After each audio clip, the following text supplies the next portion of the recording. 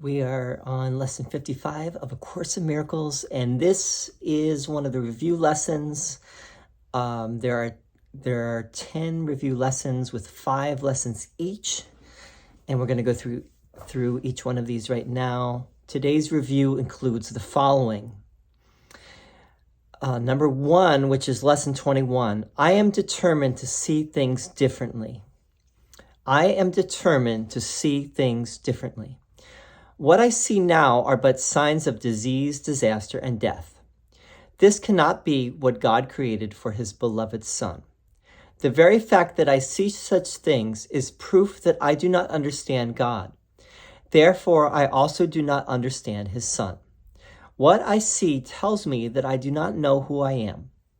I am determined to see the witnesses to the truth in me, rather than those which show me an illusion of myself. Number 2, this is lesson 22. What I see is a form of vengeance. What I see is a form of vengeance. The world I see is hardly the representation of loving thoughts. It is a picture of attack on everything by everything.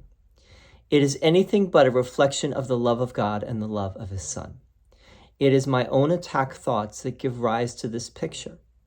My loving thoughts will save me from this perception of the world and give me the peace God intended me to have. Number 3. This is lesson 23. I can escape from this world by giving up attack thoughts. I can escape from this world by giving up attack thoughts. Herein lies salvation and nowhere else. Without attack thoughts, I could not see a world of attack. As forgiveness allows love to return to my awareness, I will see a world of peace and safety and joy. And it is this I choose to see in place of what I look on now. Number 4, and this is lesson 24. I do not perceive my own best interests. I do not perceive my own best interests. How could I recognize my own best interests when I do not know who I am? What I think are my best interests would merely bind me closer to the world of illusions. I am willing to follow the guide God has given me to find out what my own best interests are, recognizing that I cannot perceive them by myself. Number 5, this is lesson 25. I do not know what anything is for.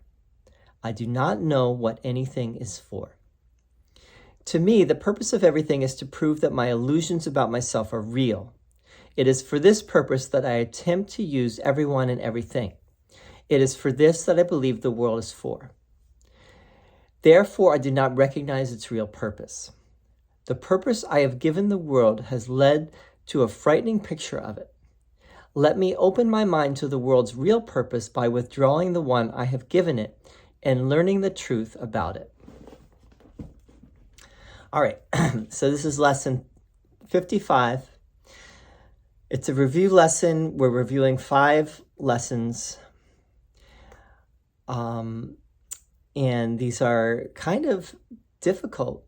They kind of hit you. They're not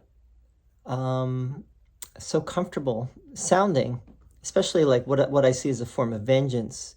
It's a little bit outside of what we might think, that Jesus was going to tell us. We're going to go through each one right now. Number 1, lesson 21, I am determined to see things differently. What I see now are but signs of disease, disaster, and death. Okay, there's 3 D's there. Disease, disaster, and death.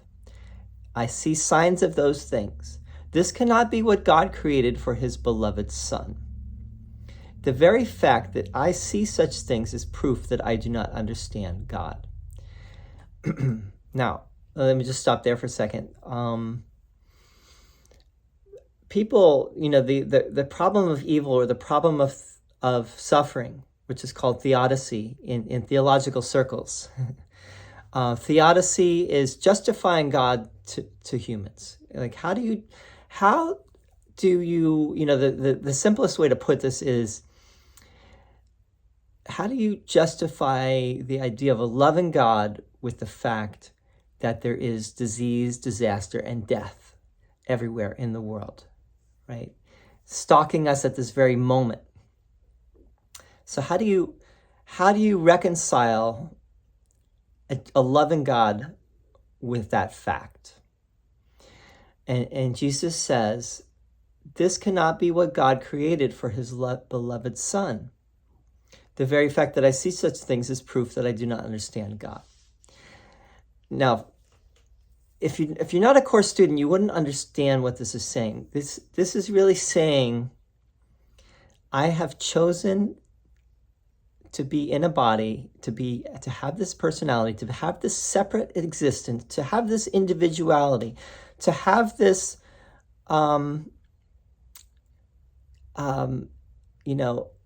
apparent freedom as an individual.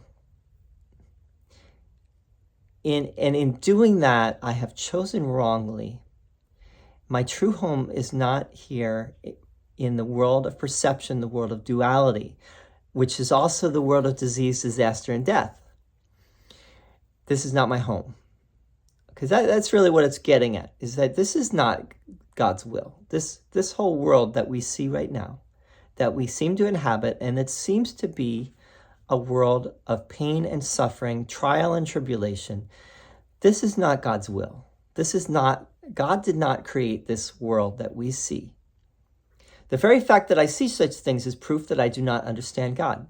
So if we understood God, we would be there. We would be with God. But we have pushed God out of the picture, and we're still doing it to this very moment because we relish, we prize our separate existence above all else. And we do not,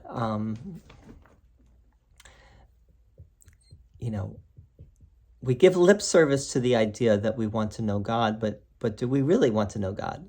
And if we really wanted to know God, maybe we wouldn't be here right now. And that doesn't mean that you kill yourself, to know God. The Course says, one of the famous lines in the Course is, the world is not left by death, but by truth.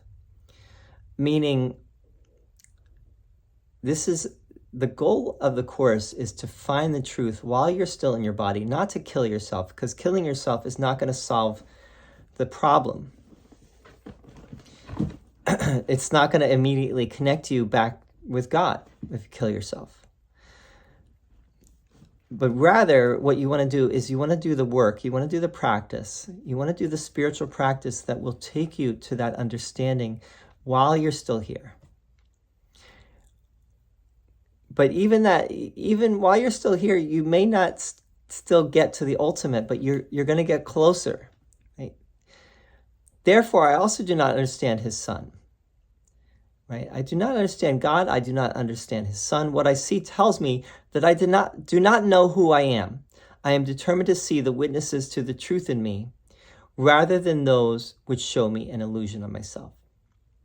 So I want to see the witnesses to the truth in me, rather than I want to see what shows me the truth in me. Like the Course is pointing to the truth. The Course is witnessing to the truth about myself. Right? Or about ourselves, or about ourself, however you want to put it. Most other witnesses in this world are witnessing to the illusion. That's one thing you have to understand, is that most people are not on this track. It's a minority of people, really, if you really look at it, that are really deeply into the spiritual journey, and that would even find A Course in Miracles to be something useful or helpful. So most things in this world are witnessing to the illusion. They're helping you to get more entrenched in your ego identity, or egoic identity, however you want to put it. So we'll go on. Okay, number 2, lesson 22. What I see is a form of vengeance. The world I see is hardly the representation of loving thoughts. It is a picture of attack on everything by everything. It is anything but a reflection of the love of God and the love of his Son. It is my own attack thoughts that give rise to this picture. This is fascinating. My own attack thoughts. It's not that the world in a sense is neutral. The world, I can see a more and more loving world. And that's up to me. That's up to me changing my mind, changing the way I perceive things. And I can perceive things more and more from the place of non-judgment. And you could say not just non-judgment, but compassion and forgiveness, and seeing, instead of seeing through attack and judgmental eyes, I can see through the eyes of love and forgiveness and compassion. As I do that, the picture will change. My loving thoughts will save me from this perception of the world and give me the peace God intended me to have. So this is saying, the Course is saying, you don't have to go all the way home to know what the Course is getting at. In a sense, you do, but you can align your perception, even while you're here, so much in line with the Holy Spirit, what the Course calls as Holy Spirit, or with Christ consciousness or Christ vision. You can align your vision so much with that you will see a loving world. You will see the world that you inhabit will be a world of joy, peace, love, forgiveness, and you'll be living what the Course calls a happy dream. It will still be a dream, but it will be not a dream of suffering and a dream of judgment, but it will be a dream where you're just waking up, and more and more you're seeing a world. You're seeing things clearer, not through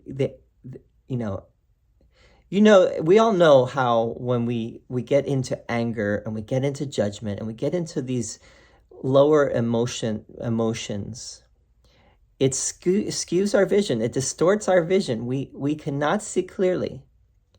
We become less rational. We become less reasonable. So what we're doing here with the Course is we're becoming more and more reasonable. We're seeing things more and more calmly and more reasonably, rationally. Okay, so number 3, I can escape from this world by giving up attack thoughts. Herein lies salvation and nowhere else. Without attack thoughts, I cannot see a world of attack. As forgiveness allows love to return to my awareness, I will see a world of peace and safety and joy. And it is this I choose to see in place of what I look on now. Again, this is fascinating. It's just saying all you need to do is change your mind, change your thoughts.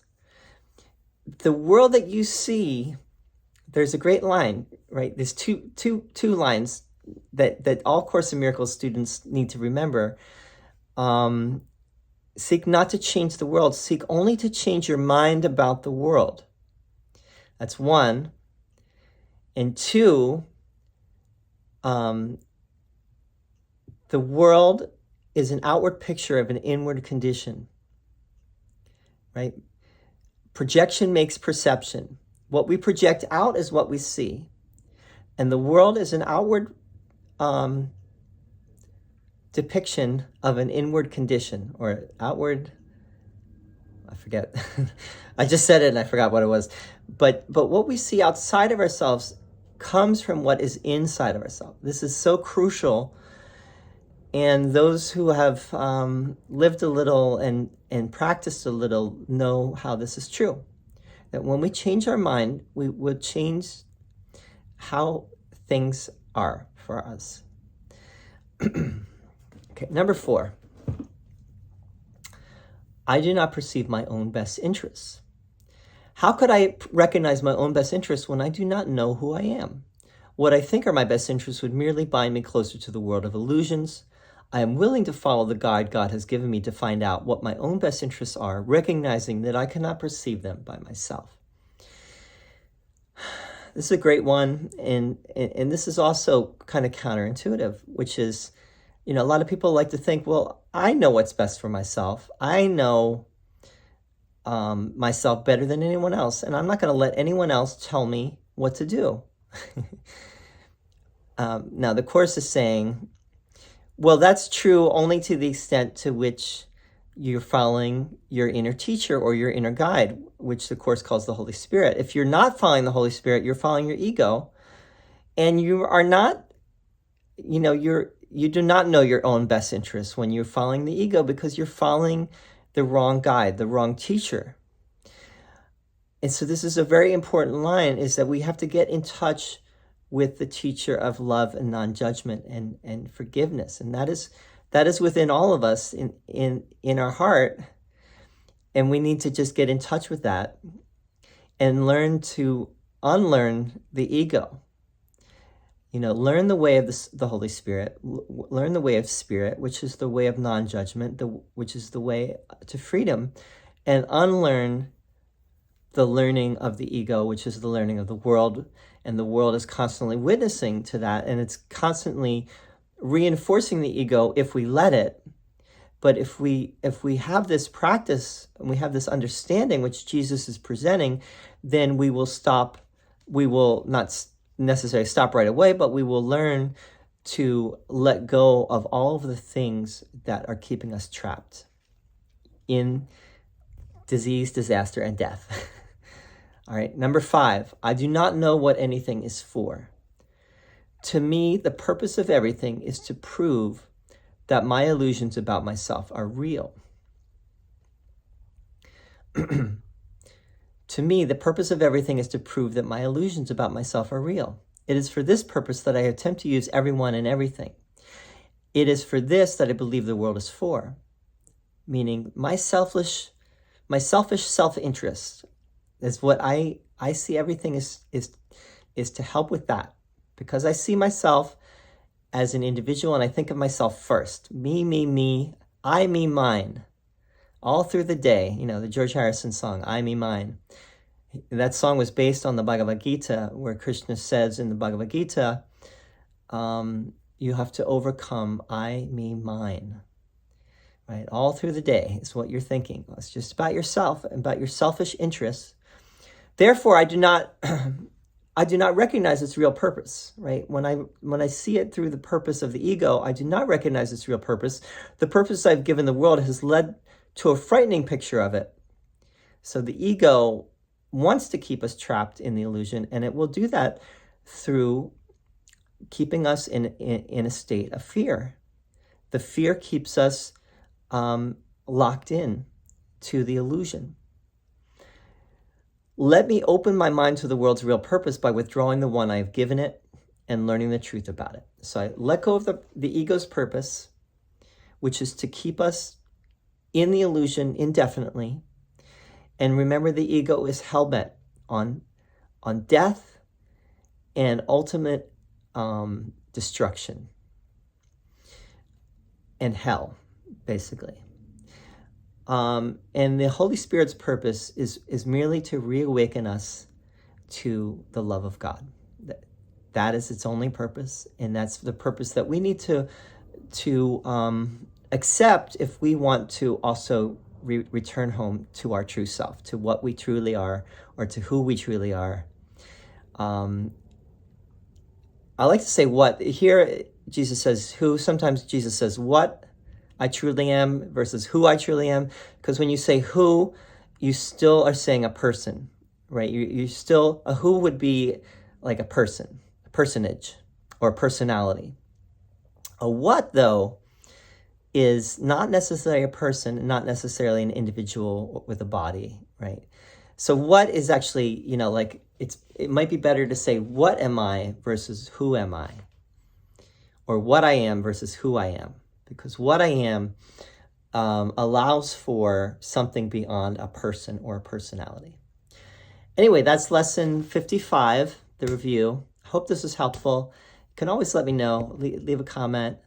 If you like the video, definitely like it.